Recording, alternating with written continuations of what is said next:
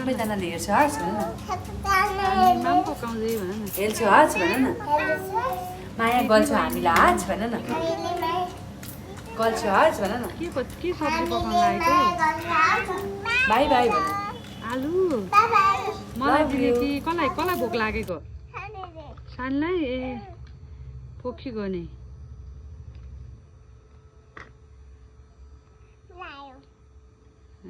कसले बनाउने माम सानले कि दिलले